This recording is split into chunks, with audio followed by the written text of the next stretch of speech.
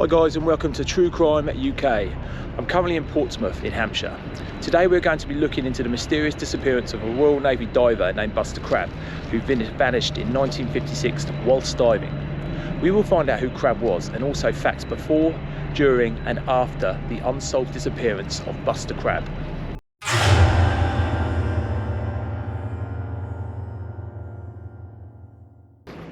Lionel Crabb was born in Streatham, southwest London. In his youth, Crabb had obtained and lost many jobs, so he decided he would like to pursue a career at sea, and after 2 years of training on HMS Conway, joined the Merchant Navy and then the Royal Navy Reserve. At the start of World War II, Crabb was in the army as a gunner, but always felt more at home on the water, so in 1941 he left the army for the Royal Navy. He then went to Gibraltar to work as part of a mine and bomb disposal team removing enemy limpet mines that had been attached to Allied ships. His job initially was to disarm the explosive devices that the Navy divers had removed, but decided that he wanted to learn to be a Royal Navy diver. Once trained, he undertook the limpet bomb removal at Gibraltar. 2 years later, Crabb was awarded the George Medal and promoted to Lieutenant Commander, and then became a Principal Diving Officer for Northern Italy, with the job of clearing mines in the ports of Livorno and Venice. For his efforts, he then received the Officer of the Order of the British Empire. He was an investigating diver in the suspicious death of Polish Army General Sikorsky, whose aircraft had crashed in Gibraltar in 1943. It was around this time he gained the nickname Buster, after the American actor and swimmer Buster Crabb. After the war, Crabb was stationed in Palestine and led a mine removal team. In 1947, he left the military. Now a civilian, he used his diving skills for several different jobs, including exploring a Spanish galleon from the 1588 Spanish Armada and finding a site for underwater drainage pipe at atomic weapons establishment.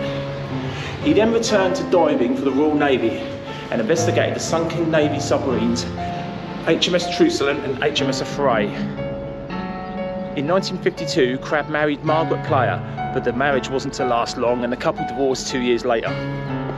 In 1955, Crabb took a diver named Sidney Knowles with him to investigate a sunken Soviet cruiser to gain intel on the ship's superior manoeuvrability. According to Knowles, they found a circular opening at the ship's bow containing a large propeller that could be directed to give massive thrust to the bow.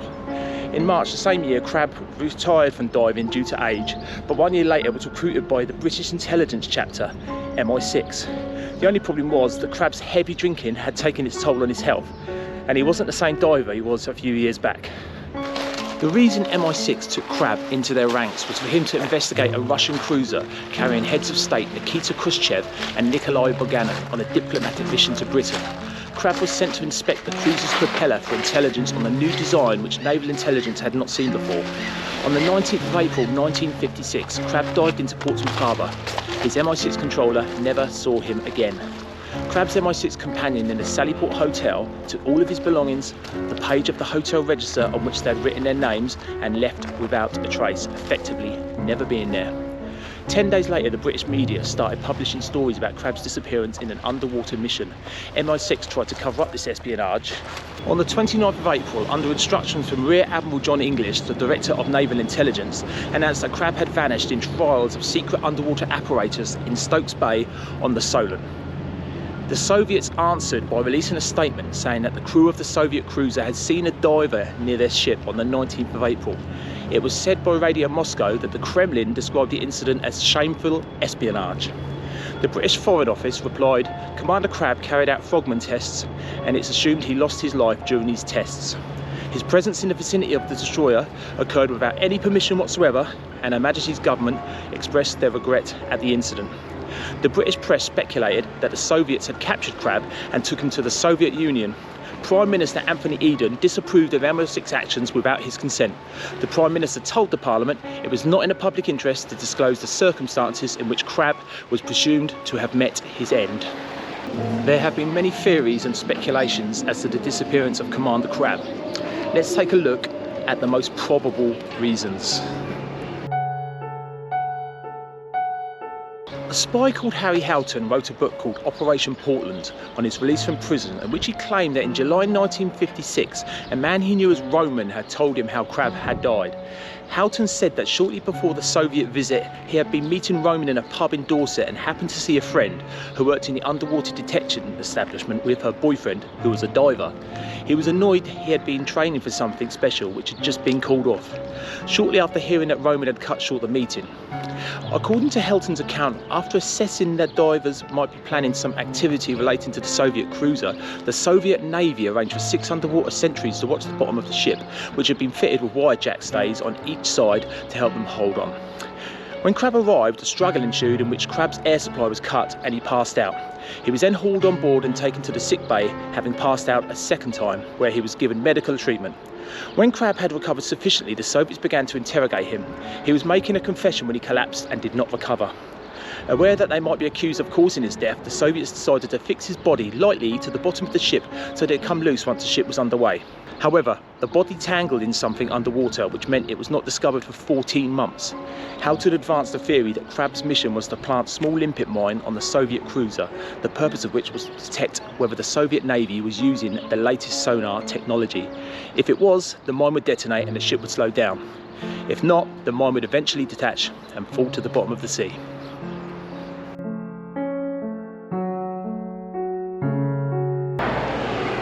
We have 2 accounts we can look at. The first is in 1990, an interview with Joseph Zwerkin, a former member of the Soviet Naval Intelligence who had moved to Israel after the breakup of the Soviet Union, claimed that the Soviets had noticed a Crabb in the water and that a Soviet sniper had shot him.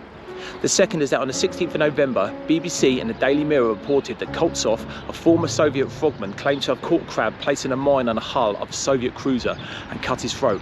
In an interview for a Russian documentary film, Koltsov showed the dagger he claimed to have used, as well as an order of the Red Star Medal that he said to have been awarded for his actions. A Russian journalist from the military newspaper considered Koltsov's story improbable. In particular, the archived documents did not confirm that Koltsov, a bus driver in Rostov for 30 years, had been awarded the Order of the Red Star, or was indeed a Soviet Navy frogman.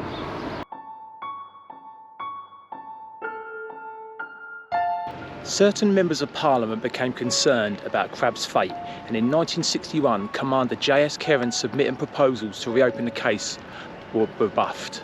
Speculations grew and some suggested theories arose, including that Crabb had been killed by some secret Soviet underwater weapon, that he had been captured and imprisoned in Lefortovo prison with prison number 147, that he had been brainwashed to work for the Soviet Union and train frogman teams, that he had defected and become a commander in the Soviet Navy under the assumed name of Leonid Krabbov, that he was in the Soviet Special Task Underwater Operation Command in the Black Sea Fleet, or that MI6 had asked him to defect so he could become a double agent.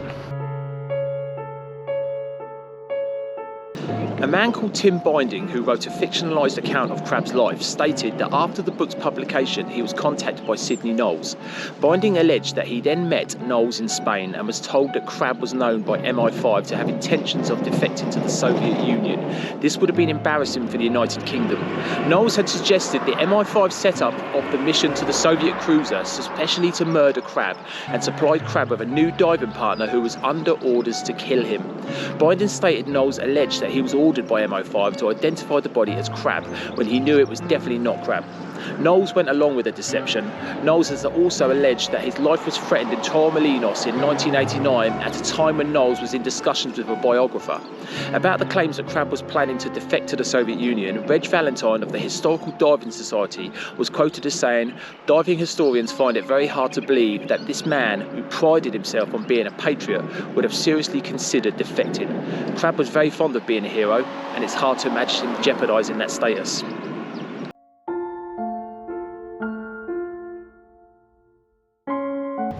A British diving expert named Rod Hull wrote in 2007 that Crabb had probably died of oxygen poisoning or perhaps carbon dioxide, and that Crabb's age and poor health caused by his heavy drinking and smoking had made him unsuitable for the mission that he had been assigned. In support of the death by misadventure theory, Hull noted that before disappearing on his second attempt to dive the Soviet cruiser, that Crabb had during his first attempt experienced equipment failure, which suggested that Crabb's equipment was not up to standard. Crabb's MI6 officer, John Nicholas Reed Elliott, always took the view that Crabb had suffered equipment failure and his health had given way and that his reputation had been unfairly dragged through the mud. On June 9, 1957, 14 months after Crabb's disappearance, a body in a diving suit was brought to the surface in a net by two fishermen in the waters behind me in Chichester Harbour. The body was brought to shore in a landing craft operated by members of RAF Marine craft from Thorney Island. It was missing its head and both hands, which made it impossible to identify. According to British diving expert Rob Hull, the body was the same height as Crabb, the same body hair colour and was dressed in the same clothes. Hull wrote that given the length of time that Crabb's body had been in the water, there was nothing sinister about the missing heads and hands. Crabb's ex-wife was not sure enough to identify the body, nor was Crabb's girlfriend Pat Rose. Sidney Knowles was requested to identify the body shortly after its discovery. He described the body as being clad in faded green rubber frogman suit of a type issued to Royal Navy divers and remains of a white sweater. The suit had been cut open from the neck to the groin and along both legs. Knowles examined the body closely, looking for a Y-shaped scar behind the left knee and a prominent scar on the left thigh. He failed to find any scars on the body and it stated it was not Crabb. A pathologist examined the body and stated in a short report for the inquest that a careful examination of the body failed to reveal any scars or marks of identification. An inquest was opened on the 11th of June 1957. They had received a pathologist's report that there was no way of establishing identification, so the inquest was adjourned until the 26th of June to allow time for a positive identification of the body. The inquest was resumed on the 26th of June. The pathologist gave evidence that he had returned to the mortuary and re-examined the body on the 14th of June. He reported that he had found the scar in the shape of an inverted Y on the left side of the left knee and a scar on the left thigh about the size of a sixpenny coin. The pathologist stated that the scar had been photographed while he was present.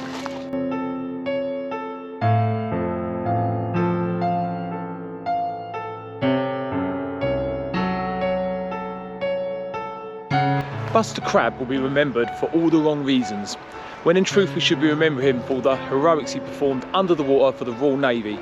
Ian Fleming remembered Buster Crabb for all the right reasons and based Commander James Bond on him in his books.